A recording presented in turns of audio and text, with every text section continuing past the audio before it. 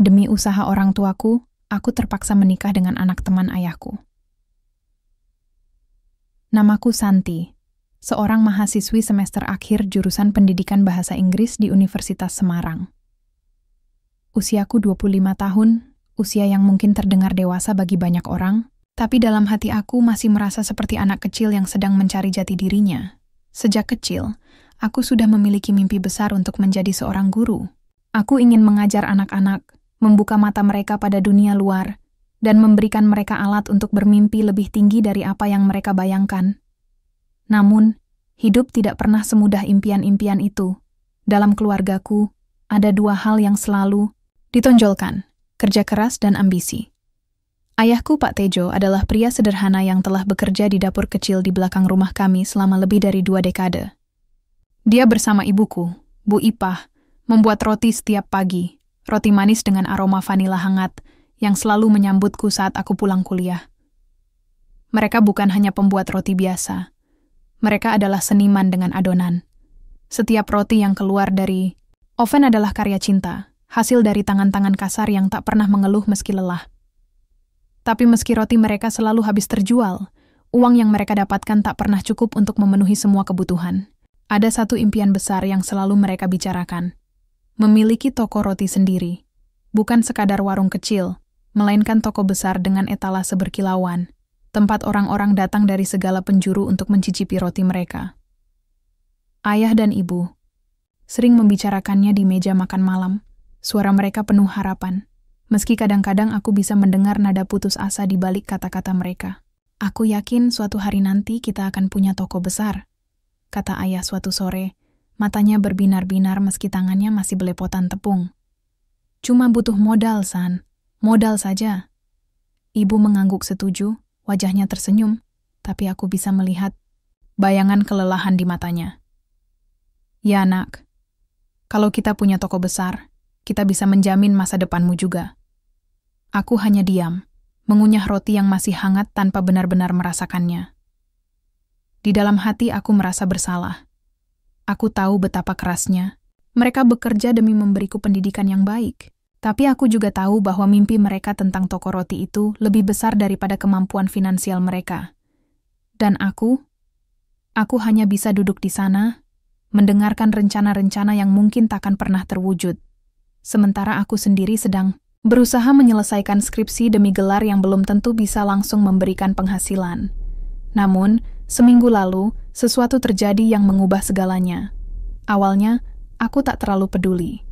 Tapi kemudian, aku mulai merasakan tekanan yang tak bisa aku hindari. Suatu sore, ketika aku baru saja pulang dari kampus, aku melihat mobil mewah terparkir di depan rumah kami. Itu adalah Toyota Fortuner, hitam mengkilap, jenis mobil yang jarang terlihat di lingkungan kami. Di depan pintu, aku melihat ayah berdiri bersama seorang pria paruh baya yang tampak sangat rapi dengan kemeja batik mahal dan celana panjang yang disetrika sempurna. Ibu berdiri di belakang mereka, wajahnya sumringah, namun ada sesuatu dalam sorot matanya yang membuatku curiga. "San, ini Pak Irfan," kata ayah, menyambutku dengan antusias. "Dia teman lama ayah, sekarang jadi pengusaha besar di Jakarta." Pak Irfan tersenyum ramah, mengulurkan tangannya padaku. "Santi ya? Anak Pak Tejo ini cantik sekali ya?" Aku mengangguk sopan, membalas jabat tangannya. Tapi di dalam hati, aku merasa tidak nyaman. Ada sesuatu yang aneh tentang kunjungan ini. Mengapa orang seperti Pak Irfan, yang jelas-jelas hidup dalam kemewahan, mau repot-repot datang ke rumah kami yang sederhana? Setelah beberapa saat berbasa-basi, mereka masuk ke dalam rumah.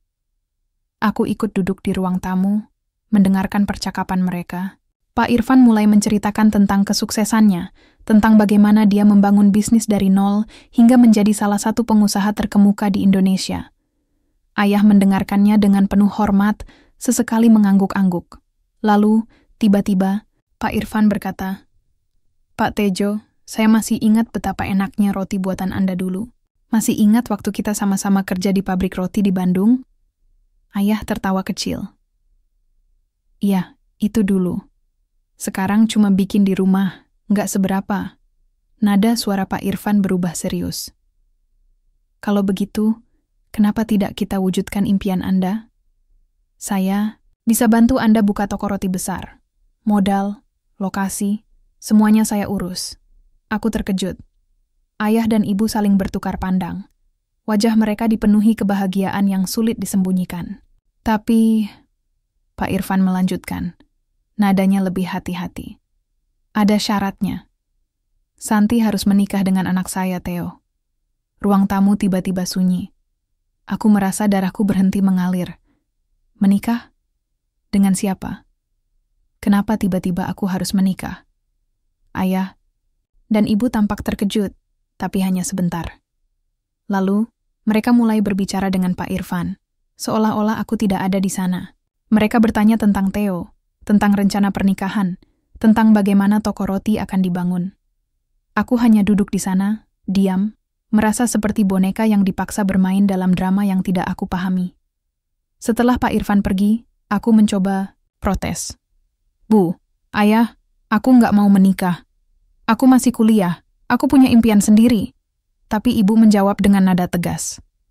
San, kamu nggak ngerti, ini kesempatan emas buat keluarga kita. Kalau kamu nikah sama Theo, kita bisa punya toko roti besar. Kamu pasti bahagia kalau lihat toko kita jadi sukses. Aku tak bisa berkata apa-apa lagi.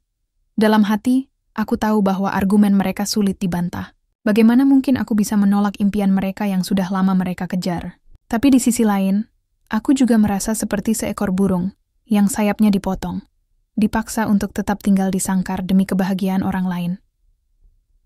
Malam itu, aku tidur dengan pikiran yang penuh kebingungan. Apakah aku benar-benar harus mengorbankan hidupku demi toko roti yang mungkin takkan pernah menjadi milikku? Atau apakah aku harus melawan kehendak mereka dan mempertahankan impianku sendiri? Dan yang paling menakutkan, siapa sebenarnya Theo? Hari-hari setelah kunjungan Pak Irfan terasa seperti mimpi buruk yang tak kunjung berakhir. Aku mencoba berpikir jernih, tapi keputusan itu terlalu besar untuk diambil begitu saja. Menikah dengan orang yang bahkan belum pernah kulihat, hanya demi membantu keluarga memiliki toko roti? Rasanya seperti aku sedang berdiri di tepi jurang, dipaksa melompat tanpa tahu apakah ada air di bawah sana atau batu tajam. Namun, tekanan dari ayah dan ibu semakin memuncak. Setiap kali aku mencoba menolak, mereka selalu mengingatkanku tentang semua pengorbanan yang telah mereka lakukan untuk membiayai pendidikanku. Kamu mau melihat kami mati-matian bikin roti di dapur kecil ini sampai tua? Kata ayah suatu malam, nada suaranya penuh rasa frustrasi. Ini kesempatan satu-satunya, San. Jangan sia-siakan. Aku tahu mereka tidak bermaksud jahat. Mereka hanya ingin memberikan yang terbaik bagi keluarga. Tapi bagaimana dengan aku? Apakah impian mereka lebih penting daripada hidupku sendiri? Akhirnya, setelah seminggu penuh diskusi panjang, lebih mirip monolog dari pihak mereka, aku menyerah. Aku bilang iya. Bukan karena aku benar-benar setuju, tapi karena aku merasa tidak punya pilihan lain. Dalam hati, aku berharap mungkin Theo adalah pria baik-baik, meski tetap saja fakta bahwa aku harus menikah dengannya demi uang membuatku merasa hina. Beberapa hari kemudian, Pak Irfan datang lagi. Kali ini, dia membawa anaknya Theo. Saat pertama kali melihatnya, aku nyaris pingsan. Theo adalah seorang pria kerdil. Usianya 31 tahun, tapi tingginya hanya sekitar 140 cm. Dia tampak ramah, dengan senyum lebar dan mata yang bersinar ceria. Namun penampilannya membuatku syok. Aku tak pernah membayangkan bahwa calon suamiku akan seperti ini. Bagaimana mungkin aku bisa menjalani hidup bersamanya? Bagaimana mungkin aku bisa menghadapi teman-teman dan tetangga yang pasti akan bergosip tentang pernikahan ini? Ini Theo, kata Pak Irfan, memperkenalkannya dengan nada bangga. Dia anak saya. Kamu pasti bahagia bersamanya, Santi. Aku hanya bisa tersenyum kaku, sementara dalam hati aku berteriak, tidak, aku tidak bahagia. Tapi aku tak bisa berkata apa-apa. Mataku menatap Theo, yang balas menatapku dengan senyum lembut. Ada sesuatu dalam caranya memandang yang membuatku merasa kasihan.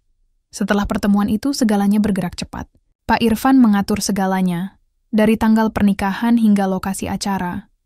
Semua dilakukan dengan sangat profesional, seolah-olah ini bukanlah pernikahan dua manusia, melainkan transaksi bisnis. Toko roti keluargaku segera menjadi prioritas utama. Rencananya, modal dari Pak Irfan akan digunakan untuk menyewa tempat di pusat kota, membeli peralatan modern, dan mempekerjakan beberapa karyawan tambahan. Namun, meski rencana bisnis terdengar menggiurkan, aku merasa semakin terjebak. Ada saat-saat ketika aku ingin kabur, meninggalkan semuanya dan melanjutkan hidupku sendiri. Tapi setiap kali aku memikirkan wajah ayah dan ibu, hatiku terasa berat. Mereka sudah bekerja keras selama bertahun-tahun. Apakah adil jika aku menghancurkan harapan mereka hanya demi ego pribadiku? Pernikahan akhirnya berlangsung 2 bulan setelah pertemuan pertama dengan Theo. Acaranya sederhana, tapi tetap elegan, sesuai dengan standar Pak Irfan. Aku mengenakan kebaya putih yang dibeli oleh ibu, sementara Theo tampak rapi dalam setelan jas hitam. Di depan tamu undangan, kami berjanji untuk saling mencintai dan menghormati. Tapi dalam hati, aku tahu janji-janji itu hanya formalitas belaka. Malam pertama kami adalah momen yang paling canggung dalam hidupku. Kami duduk di ruang tamu rumah Theo, yang ternyata sangat mewah. Dia mencoba berbicara denganku, bertanya tentang masa depanku dan apa yang aku inginkan. Aku hanya menjawab singkat, tak ingin terlalu banyak bicara. Aku merasa seperti boneka yang dipaksa bermain dalam drama, yang sama sekali tak kuinginkan. Namun, meski aku merasa marah dan frustrasi, ada sesuatu yang aneh tentang Theo. Dia tampak tulus. Dia tidak pernah memaksaku melakukan apapun yang tak nyaman bagiku. Bahkan, dia seringkali menghindari kontak fisik, seolah-olah dia sadar bahwa aku belum siap untuk hubungan yang lebih intim. Dia juga sangat perhatian, selalu memastikan bahwa aku mendapatkan apapun yang kubutuhkan. Meski begitu, aku tak bisa sepenuhnya menerima situasi ini. Setiap kali aku melihat diriku di cermin, aku merasa seperti orang asing. Gadis yang dulunya penuh mimpi dan ambisi sekarang terlihat seperti bayangan dari diriku yang dulu. Aku mulai bertanya-tanya, apakah ini yang disebut kebahagiaan? Atau apakah ini hanya ilusi yang diciptakan oleh kebutuhan finansial keluarga? Satu hal yang pasti, pernikahan ini bukanlah awal yang bahagia. Ini adalah awal dari kehidupan baru, yang penuh teka-teki dan ketidakpastian. Hidup setelah pernikahan dengan Theo berjalan lebih cepat daripada yang kubayangkan. Aku harus menyesuaikan diri dengan kehidupan baru di rumah mewahnya, yang terletak di salah satu perumahan elit di pinggiran Semarang. Rumah itu besar, luas, dan penuh dengan barang-barang mahal, segala sesuatu yang jauh dari apa yang pernah kuhadapi sebelumnya. Setiap pagi aku bangun di kamar tidur yang dilengkapi dengan tempat tidur king size, lampu kristal, dan lemari pakaian yang sepertinya bisa menampung seluruh koleksi baju ibuku selama bertahun-tahun. Tapi meski segalanya tampak indah di luar, ada rasa hampa yang tak bisa hilang dari dalam hatiku. Theo mencoba menjadi suami yang baik. Dia selalu tersenyum, memperlakukanku dengan hormat, dan memberiku ruang untuk menjalani hidupku sendiri.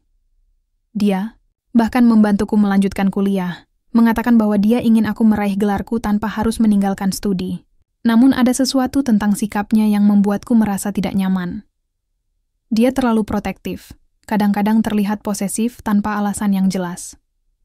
Misalnya, saat aku bilang ingin bekerja paruh waktu di kedai kopi dekat kampus agar tetap produktif, dia langsung menolak dengan halus. "Kamu nggak perlu kerja keras lagi," katanya. "Sekarang kamu sudah punya segalanya." Aku tahu dia hanya ingin melindungiku, tapi kata-katanya justru membuatku merasa terkurung. Bagaimana mungkin aku bisa bahagia jika aku tidak punya kendali atas hidupku sendiri? Namun, ada satu hal yang benar-benar mulai mengganggu pikiranku, keluarga Irfan. Semakin lama aku tinggal bersama Theo, semakin banyak hal-hal aneh yang kutemukan tentang mereka. Awalnya, aku berpikir bahwa Pak Irfan hanyalah pengusaha sukses biasa. Seseorang yang memiliki modal besar untuk mendanai toko roti keluargaku. Tapi kemudian, aku mulai menyadari bahwa ada sesuatu yang tidak beres. Pertama, uang yang digunakan untuk mendanai bisnis orang tuaku seringkali datang dari sumber yang tidak jelas. Suatu hari, ketika aku sedang berbincang dengan ibu lewat telepon, dia memberitahuku bahwa Pak Irfan telah memberikan tambahan modal untuk membeli oven industri baru. Katanya ini investasi besar, San, kata ibu dengan nada bersemangat. Dia bilang kita bisa ekspansi lagi tahun depan. Tapi ketika aku bertanya kepada Theo tentang asal-usul uang itu, dia hanya menjawab dengan samar-samar, "Jangan khawatir soal itu. Ayah tahu apa yang dia lakukan." Jawabannya membuatku curiga. Mengapa dia begitu enggan menjelaskan? Apakah ada sesuatu yang disembunyikan? Selain itu, hubungan antara Pak Irfan dan Theo juga terasa aneh. Meskipun mereka tampak akrab di depan orang lain, aku sering melihat percakapan tegang di antara mereka. Suatu malam, ketika aku sedang berdiri di balkon, aku mendengar suara-suara keras dari ruang tamu. Aku diam-diam mendekati pintu dan mendengar Pak Irfan berbicara dengan nada marah. "Kamu harus lebih hati-hati, Theo. Jangan sampai ada masalah lagi," katanya. "Kita sudah cukup banyak ambil risiko." "Aku sudah berusaha, Ayah," jawab Theo, suaranya terdengar defensif. "Tapi kalau terus begini, aku nggak bisa menjamin semuanya akan aman." Aku buru-buru mundur sebelum mereka menyadari keberadaanku. Percakapan itu membuatku semakin penasaran. Risiko apa yang mereka bicarakan? Dan mengapa Pak Irfan terlihat begitu gugup akhir-akhir ini? Beberapa hari kemudian, aku mulai memperhatikan pola-pola lain yang membuatku curiga. Ada beberapa pria tak dikenal yang sering datang ke rumah Theo, membawa map tebal dan dokumen-dokumen penting. Mereka berbicara dengan nada rendah, seolah-olah tak ingin ada yang mendengar. Kadang-kadang, aku melihat Theo memberikan amplop coklat tebal kepada mereka, yang langsung mereka simpan di tas mereka tanpa banyak bicara. Apa isi amplop itu? Uang, kontrak, atau sesuatu yang lebih gelap? Aku mencoba bertanya kepada Theo tentang hal ini, tapi dia selalu mengalihkan pembicaraan. "Itu urusan bisnis, Sand," katanya singkat. "Kamu nggak perlu tahu detailnya. Mungkin aku bisa saja memilih untuk tidak peduli. Lagi pula, bukankah semua ini demi keluargaku? Toko roti yang selama ini menjadi impian ayah dan ibu kini sudah berdiri kokoh di pusat kota. Bisnis mereka berkembang pesat, dan pelanggan berdatangan setiap hari. Bahkan, mereka sudah mulai merekrut beberapa karyawan tambahan untuk membantu di dapur. Tapi bagaimana kalau semua ini hanyalah ilusi? Bagaimana kalau uang yang digunakan untuk membangun toko itu berasal dari sesuatu yang ilegal?" Rasa penasaranku semakin memuncak. Aku mulai mencari informasi tentang Pak Irfan dan bisnisnya melalui internet. Ternyata, dia adalah salah satu nama besar di dunia properti dan investasi di Indonesia. Namun ada beberapa artikel lama yang menyebutkan bahwa dia pernah terlibat dalam kasus-kasus kontroversial, meskipun tidak ada bukti kuat yang cukup untuk menjatuhkannya. Beberapa komentar di forum online juga menyebutkan bahwa dia sering menggunakan skema investasi yang tidak konvensional untuk mendapatkan modal besar. Semua ini membuatku merinding. Apakah aku dan keluargaku sudah terjebak dalam sesuatu yang jauh lebih besar daripada yang aku bayangkan? Apakah pernikahanku dengan Theo hanyalah bagian dari rencana yang lebih kompleks? Namun, meski ada banyak pertanyaan yang belum terjawab, satu hal yang pasti, aku tidak bisa mundur sekarang. Aku sudah mengambil langkah ini, dan aku harus menemukan cara untuk melanjutkan hidup. Tapi di balik senyum yang kuperlihatkan kepada orang-orang, ada rasa was-was yang terus menghantui. Apakah aku akan menemukan kebenaran sebelum semuanya runtuh? Atau apakah aku hanya akan menjadi korban dari ambisi keluarga Irfan? Hari-hari berikutnya terasa seperti hidup di tepi jurang. Aku mencoba tetap tenang, berpura-pura bahwa semuanya baik-baik saja, tapi ada sesuatu dalam udara yang membuatku merasa tidak nyaman. Semua kecurigaanku tentang keluarga Irfan mulai menemukan titik terang, dan apa yang kutemukan jauh lebih buruk daripada yang pernah kubayangkan. Awalnya, aku hanya mendengar desas-desus dari tetangga-tetangga dekat rumah Theo. Mereka membicarakan Pak Irfan dengan nada rendah, menyebutkan bahwa dia sedang diperiksa oleh pihak berwenang. Aku mengabaikan gosip itu, berpikir bahwa itu hanya omong kosong tanpa dasar. Tapi kemudian, satu pagi, saat aku sedang bersiap untuk kuliah, berita besar muncul di televisi. Akhirnya, skandal korupsi dan pencucian uang melibatkan pengusaha ternama, Pak Irfan Hartono terungkap. Seorang pembawa berita mengumumkan dengan nada serius. Di layar, tampak gambar Pak Irfan yang diborgol oleh petugas KPK, wajahnya tertunduk lesu. Pria ini diduga menggunakan dana ilegal untuk mendanai proyek-proyek bisnisnya, termasuk investasi kepada individu-individu yang tidak tahu menahu tentang asal-usul uang tersebut. Jantungku berdebar keras. Aku langsung duduk di sofa, tak percaya dengan apa yang kulihat. Apakah ini benar? Apakah orang yang sama yang telah memberikan modal untuk toko roti keluargaku sekarang menjadi tersangka kasus korupsi? Aku meraih ponselku dan mulai mencari informasi lebih lanjut. Artikel demi artikel bermunculan di internet, semuanya membahas skandal besar ini. Rupanya Pak Irfan telah menggunakan modus operandi yang sangat licik. Dia menginvestasikan uang hasil korupsi dan pencucian uang kepada orang-orang biasa seperti keluargaku, membangun bisnis-bisnis kecil hingga mereka berkembang pesat. Uang itu kemudian dikembalikan kepadanya dalam bentuk keuntungan, sehingga jejaknya sulit dilacak. Namun, seseorang akhirnya membocorkan dokumen rahasia kepada media, dan seluruh rencananya terbongkar. Saat membaca semua ini, aku merasa seperti dunia runtuh di sekitarku. Jadi selama ini kami bukan hanya bagian dari mimpi besar Pak Irfan. Kami adalah alatnya. Alat untuk menyamarkan uang kotor yang dia curi dari negara. Toko roti keluargaku, yang menjadi sumber kebanggaan ayah dan ibu, ternyata dibangun di atas fondasi yang rapuh dan haram. Tak lama setelah berita itu muncul, telepon rumah berdering. Itu ibuku. Suaranya gemetar ketika dia memberitahuku bahwa polisi datang ke toko roti dan menyita semua aset. Semua uang, semua peralatan, bahkan oven baru kita juga disita, katanya. Suaranya penuh rasa putus asa. Mereka bilang ini semua terkait dengan kasus Pak Irfan. Aku tak bisa berkata apa-apa. Tubuhku terasa dingin, dan kepalaku mulai berdenyut-denyut. Aku mencoba menenangkan ibu, meskipun aku sendiri merasa begitu kacau. Bu, tenang dulu. Kita cari cara lain, kataku, meski aku tahu bahwa nasihat itu hampa. Bagaimana mungkin kita bisa memulai lagi dari nol setelah semua yang sudah hilang? Setelah menutup telepon, aku duduk diam di ruang tamu. Pikiranku dipenuhi dengan pertanyaan. Apa yang akan terjadi pada Theo? Apa yang akan terjadi padaku? Dan yang paling penting, apakah aku bisa melepaskan diri dari semua ini? Beberapa jam kemudian, Theo pulang. Wajahnya pucat, matanya cekung seperti orang yang belum tidur selama berhari-hari. Dia duduk di kursi tanpa bicara, hanya menatap kosong ke arah televisi yang masih menampilkan berita tentang ayahnya. Aku mencoba mendekatinya, tapi dia langsung mengangkat tangannya. Jangan, San, katanya pelan. Aku nggak bisa ngomong apa-apa sekarang. Namun, beberapa saat kemudian, dia mulai berbicara. Suaranya terdengar bergetar, penuh emosi yang tertahan. Ayah sudah merencanakan ini sejak lama, katanya. Dia pikir sistem ini aman. Dia pikir nggak ada yang bakal tahu. Tapi aku tahu risikonya. Aku selalu tahu. Aku terkejut mendengar pengakuannya. Kenapa kamu nggak bilang apa-apa? Tanyaku. Kenapa kamu biarkan semua ini terjadi? Theo menundukkan kepala.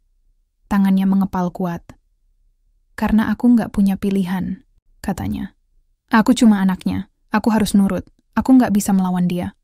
Aku merasa campuran antara marah dan kasihan. Bagaimana mungkin dia bisa begitu pasif? Tapi di sisi lain, aku juga bisa memahami posisinya. Mungkin dia juga korban dari ambisi besar ayahnya.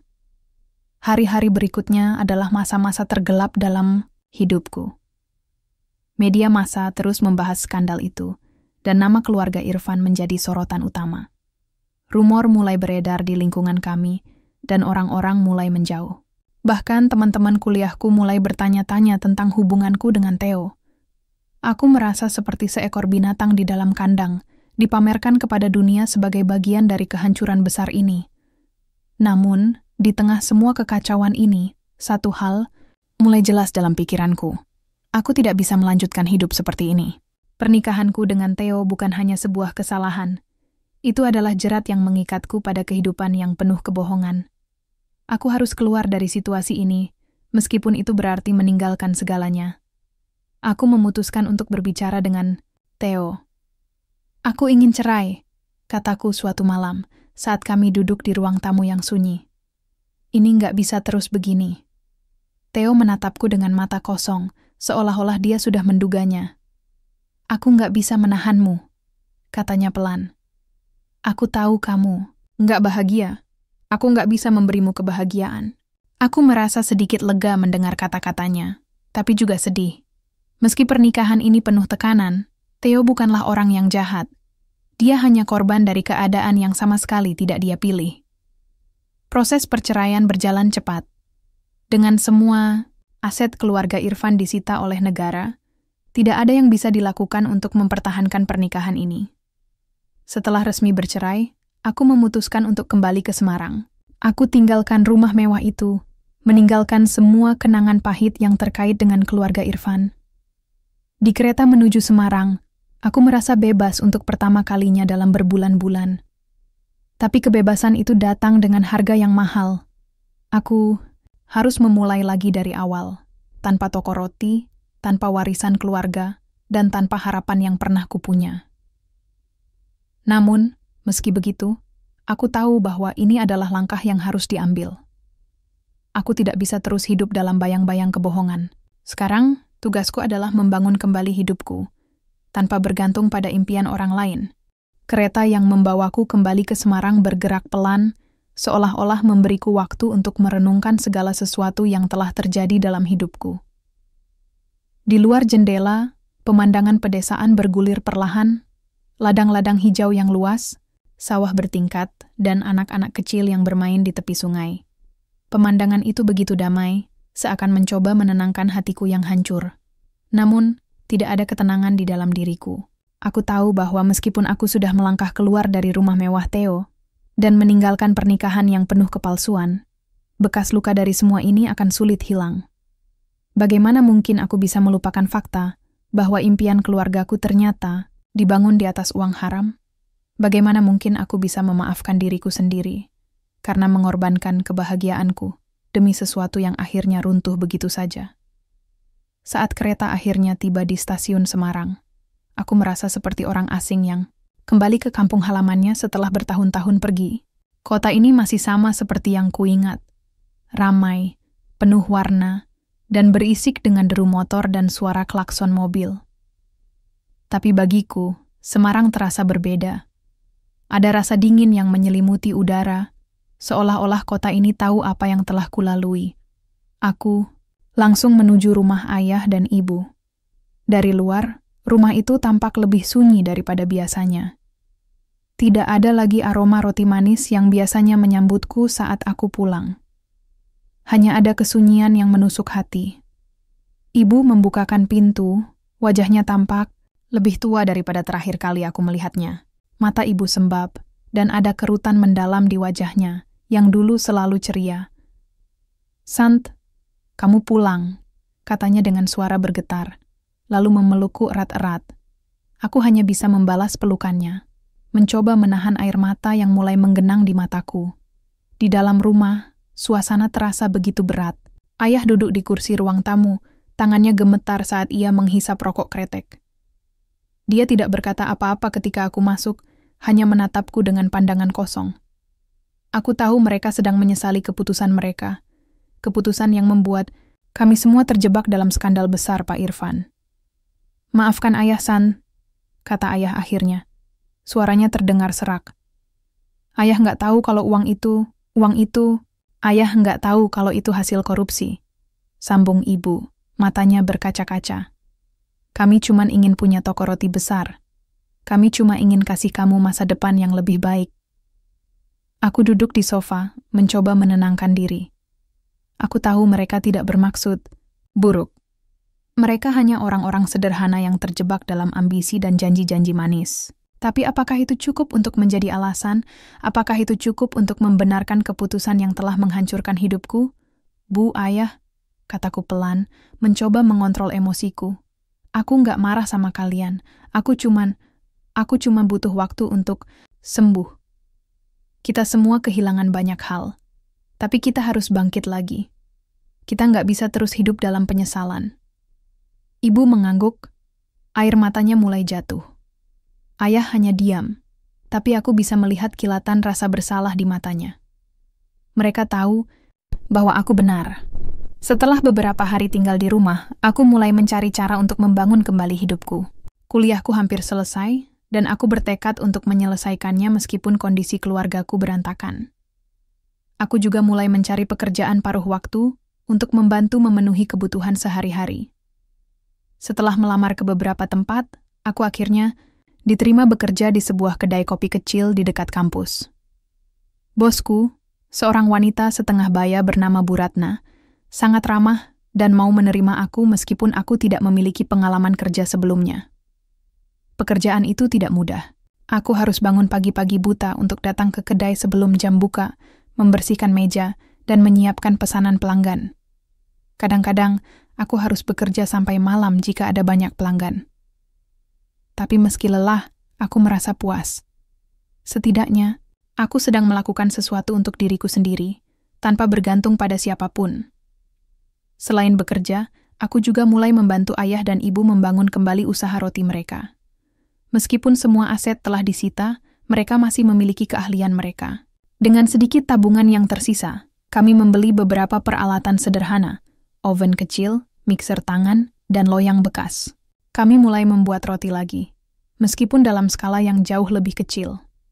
Awalnya, kami hanya menjual roti kepada tetangga dan teman-teman dekat.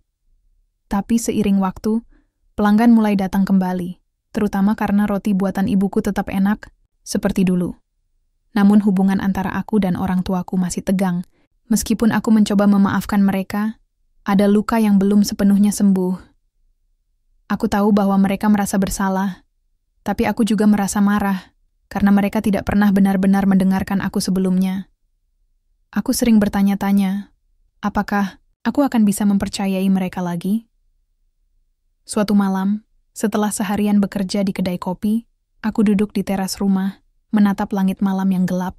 Udara dingin menyelimuti tubuhku, tapi pikiranku dipenuhi oleh pertanyaan-pertanyaan yang tak kunjung terjawab. Apakah aku akan bisa melupakan semua yang telah terjadi? Apakah aku akan bisa mengejar impianku sendiri, tanpa harus mengorbankan diriku? Lagi, tiba-tiba, ibu datang dan duduk di sampingku. Dia tidak berkata apa-apa, hanya menatap langit bersamaku. Setelah beberapa saat, dia akhirnya berbicara. San, ayah dan ibu tahu kalau kami salah. Kami nggak akan minta maaf lagi. Karena kata-kata nggak akan cukup. Tapi kami janji, mulai sekarang, kami akan mendukung apapun yang kamu inginkan. Kamu nggak perlu lagi mengorbankan dirimu demi kami. Aku menatap ibu. Hatiku dipenuhi oleh campuran, rasa haru dan lega. Untuk pertama kalinya dalam waktu yang lama, aku merasa bahwa ada harapan. Mungkin, suatu hari nanti, aku bisa benar-benar memaafkan mereka. Dan mungkin, aku bisa menemukan kebahagiaan yang selama ini aku cari-cari. Hari-hari berlalu dengan cepat, meskipun rasanya seperti setiap detik penuh dengan tantangan. Aku mulai terbiasa dengan rutinitas baru yang sibuk. Kuliah di pagi hari, bekerja paruh waktu di kedai kopi siangnya, dan membantu ayah serta ibu membuat roti di malam hari. Tubuhku seringkali lelah, tapi aku merasa lebih hidup daripada sebelumnya. Ada sesuatu yang memuaskan dalam bekerja keras untuk sesuatu yang benar-benar kumiliki. Sesuatu yang tidak dibangun di atas kebohongan atau ambisi orang lain. Namun, meski pekerjaan fisik itu melelahkan, yang paling sulit adalah menghadapi diriku sendiri. Setiap malam, saat aku duduk di tepi tempat tidur, pikiranku dipenuhi oleh kenangan-kenangan yang tak ingin kuingat. Pernikahan dengan Theo, wajah cemas ayah dan ibu ketika semua aset disita, dan rasa hampa yang selama ini menyelimuti hidupku. Kadang-kadang aku bertanya-tanya, apakah aku akan selamanya menjadi korban dari keputusan buruk yang telah diambil oleh keluargaku? Apakah aku bisa benar-benar melupakan semua ini? Namun, ada satu hal yang membuatku tetap bertahan. Impianku. Aku masih ingat betapa besar hasratku untuk menjadi seorang guru, untuk mengajar anak-anak tentang dunia luar, dan memberikan mereka alat untuk bermimpi lebih tinggi. Itu adalah mimpi yang murni, yang tidak pernah dicemari oleh uang ataupun tekanan keluarga. Dan aku bertekad untuk mewujudkannya, apapun yang terjadi. Akhirnya, setelah berbulan-bulan berjuang, aku berhasil menyelesaikan skripsiku. Hari wisuda tiba, dan aku merasa campuran antara gembira dan lega. Ayah dan ibu datang untuk menyaksikan momen itu. Wajah mereka dipenuhi kebanggaan, meskipun mata mereka tampak basah karena air mata. Saat aku naik ke panggung untuk menerima ijazah, aku bisa merasakan tanganku gemetar. Tapi di dalam hati, aku merasa bahwa ini bukan hanya tentang gelar yang kuterima. Ini adalah bukti bahwa aku bisa bangkit dari kegagalan dan terus maju. Setelah wisuda, aku mulai mencari pekerjaan sebagai guru. Prosesnya tidak mudah, terutama karena banyak sekolah yang mengutamakan kandidat dengan pengalaman lebih banyak. Tapi aku tidak menyerah. Setiap kali ditolak, aku mencoba lagi. Aku juga mulai mengajar secara sukarela di sebuah komunitas belajar kecil di pinggiran kota, di mana anak-anak dari keluarga kurang mampu berkumpul untuk belajar bahasa Inggris. Meski upahnya sangat kecil, aku merasa puas bisa berbagi ilmu dengan mereka. Melihat senyum mereka ketika berhasil memahami sesuatu adalah hadiah yang tak ternilai. Suatu hari, saat aku sedang mengajar di komunitas itu, seorang pria paruh baya mendekatiku. Dia mengenalkan dirinya sebagai Pak Rudi, seorang kepala sekolah dari salah satu SMP di Semarang. Saya sudah mendengar tentang kerja kerasmu dari beberapa teman, katanya. Kami butuh guru bahasa Inggris di sekolah kami. Apakah kamu tertarik? Aku hampir tidak bisa percaya telingaku. Setelah berbulan-bulan mencari pekerjaan, akhirnya ada kesempatan yang datang padaku. Aku langsung menerima tawaran itu tanpa ragu. Mulai minggu depan, aku resmi menjadi seorang guru. Pekerjaan baruku sangat menantang, tapi juga sangat memuaskan. Anak-anak di sekolah itu cerdas dan penuh semangat, meskipun banyak dari mereka berasal dari keluarga yang kurang mampu. Aku mencoba memberikan yang terbaik, mengajar dengan penuh dedikasi, dan berusaha menjadi sosok yang bisa mereka andalkan. Perlahan-lahan, aku mulai merasa bahwa inilah tempatku, bahwa inilah tujuan hidupku yang sebenarnya. Namun, di tengah semua pencapaian ini, aku juga mulai merenungkan hubunganku dengan keluargaku. Hubungan antara aku dan orang tuaku mulai membaik, tapi masih ada jarak yang belum sepenuhnya hilang. Mereka seringkali mencoba membantu dengan cara-cara kecil, seperti menyiapkan makanan untukku, atau membantu menjaga toko roti agar aku bisa fokus pada pekerjaan. Tapi aku tahu bahwa ada luka yang masih tersisa, baik di hati mereka maupun di hatiku. Suatu malam, setelah seharian mengajar, aku duduk bersama ayah dan ibu di ruang tamu. Kami jarang berbicara tentang masa lalu, tapi kali ini aku memutuskan untuk membuka topik itu. Bu, ayah, kataku pelan. Aku nggak mau kita terus hidup dengan penyesalan. Aku sudah memaafkan kalian, tapi aku juga butuh kalian untuk mendukungku tanpa syarat. Nggak peduli apa yang terjadi. Ayah mengangguk, matanya berkaca-kaca. Kami janji, San. Kami nggak akan ulangi kesalahan yang sama. Ibu meraih tanganku, memegangnya erat-erat. Kamu anak yang kuat, San. Kamu sudah melewati begitu banyak hal, tapi lihat sekarang. Kamu berhasil bangkit. Kami bangga padamu. Aku tersenyum meski air mata mulai menggenang di mataku. Untuk pertama kalinya dalam waktu yang lama, aku merasa bahwa hubungan kami mulai pulih. Mungkin suatu hari nanti, luka-luka itu akan benar-benar sembuh. Di sisi lain, usaha roti keluarga, kami juga mulai berkembang perlahan-lahan. Meskipun tidak sebesar yang pernah kami miliki dulu, bisnis itu memberikan kebahagiaan bagi keluarga kami. Pelanggan mulai datang kembali, terutama karena mereka tahu bahwa roti kami dibuat dengan cinta dan kejujuran. Kadang-kadang, aku membantu ibu mempromosikan roti kami melalui media sosial, dan hasilnya cukup memuaskan. Kami bahkan mulai mendapatkan pesanan khusus untuk acara-acara keluarga. Namun, yang paling penting adalah bahwa kami melakukan semuanya dengan cara yang benar. Tidak ada lagi kebohongan, tidak ada lagi ambisi yang berlebihan. Hanya ada kerja keras, cinta, dan kejujuran. Meski begitu, ada satu bagian dari diriku yang masih merasa kosong.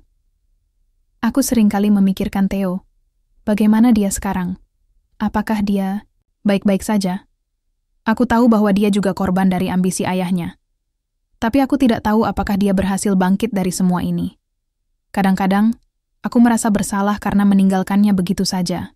Namun aku juga tahu bahwa keputusan untuk bercerai adalah langkah yang harus diambil demi kebahagiaanku sendiri.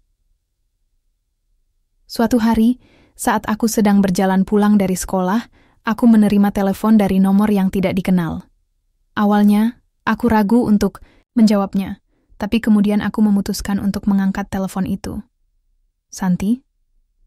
Suara di ujung telepon terdengar familiar, namun agak berbeda. Theo? Tanyaku, terkejut. Iya, katanya pelan. Aku cuma mau bilang, aku nggak marah sama kamu. Aku ngerti kenapa kamu memilih untuk cerai. Aku cuma ingin bilang makasih, karena kamu pernah memberi aku kesempatan. Aku terdiam, tidak tahu harus berkata apa. Ada rasa lega di hatiku, tapi juga sedikit rasa bersalah. Terima kasih, Theo, kataku akhirnya. Aku harap kamu baik-baik saja. Setelah menutup telepon, aku merasa seperti beban besar telah terangkat dari pundakku. Mungkin inilah akhir dari babak itu. Sekarang tugasku adalah melanjutkan hidupku, dengan impian yang lebih besar dan hati yang lebih ringan. Setahun telah berlalu sejak hari aku menerima pekerjaan sebagai guru di SMP itu. Setiap pagi, aku bangun dengan perasaan penuh semangat, meski tubuhku kadang masih lelah dari pekerjaan paruh waktu di kedai kopi dan membantu orang tuaku di toko roti kecil mereka. Tapi kali ini, rasa lelah itu tidak terasa seperti beban. Aku tahu bahwa setiap tetes keringat yang aku keluarkan adalah untuk sesuatu yang lebih besar. Untuk impianku, untuk keluargaku, dan untuk diriku sendiri. Kehidupan. Mengajar ternyata jauh lebih dari sekadar memberikan pelajaran bahasa Inggris. Setiap kali aku melihat mata anak-anak itu berbinar saat mereka berhasil memahami sesuatu, aku merasa bahwa aku sedang menanam benih-benih harapan. Mereka bukan hanya murid-muridku, mereka seperti cerminan diriku dulu, penuh mimpi tapi juga seringkali terjebak dalam situasi sulit. Aku mencoba memberikan mereka lebih dari sekadar ilmu. Aku ingin mereka tahu bahwa mereka bisa bermimpi lebih tinggi, meski dunia terkadang tampak begitu keras. Namun momen terbesar dalam karier mengajarku datang ketika aku mendapatkan penghargaan sebagai guru inspiratif muda dari salah satu organisasi pendidikan lokal. Penghargaan itu diberikan atas dedikasiku kepada anak-anak dari keluarga kurang mampu, terutama karena usaha sukarela yang kulakukan di komunitas belajar kecil itu. Aku tak menyangka akan mendapat pengakuan seperti itu. Saat nama saya dipanggil, di panggung acara tersebut, aku merasa seperti seluruh dunia berhenti sejenak. Ayah dan ibu hadir di sana, wajah mereka dipenuhi kebanggaan. Aku bisa melihat air mata di mata ibu, dan ayah mencoba menahan senyumnya agar tidak terlihat terlalu lebar. Setelah acara usai, banyak orang mendekatiku untuk memberi selamat. Bahkan kepala sekolah tempat aku mengajar, Pak Rudi, ikut datang dan berkata, "Santi, kamu sudah membuktikan bahwa kerja keras dan hati yang tulus bisa mengubah hidup banyak orang." Aku tersenyum, tapi di dalam hatiku aku tahu bahwa ini bukan hanya tentang aku. Ini tentang semua orang yang telah mendukungku selama ini.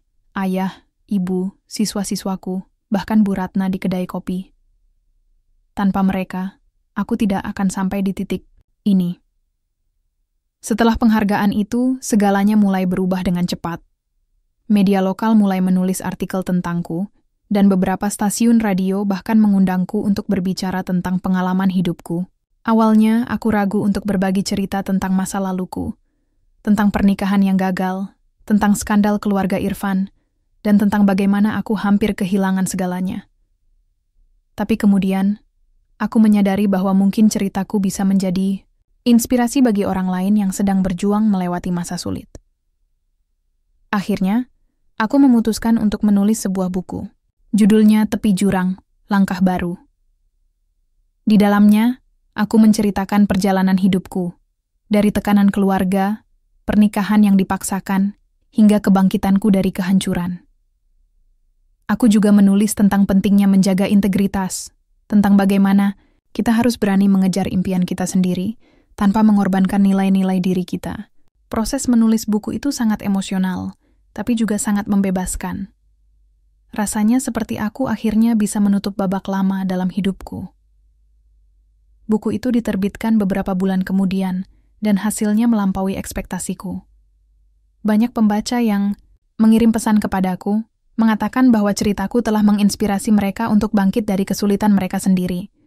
Beberapa di antaranya adalah anak muda yang merasa tertekan oleh ambisi keluarga, sama seperti aku dulu. Ada juga orang-orang dewasa yang merasa bahwa mereka telah kehilangan arah dalam hidup. Melalui kata-kata mereka, aku merasa bahwa perjuanganku tidak sia-sia. Namun, ada satu hal yang benar-benar membuatku merasa lega. Hubungan antara aku dan orang tuaku semakin membaik. Setelah sekian lama, kami mulai berbicara dengan lebih terbuka.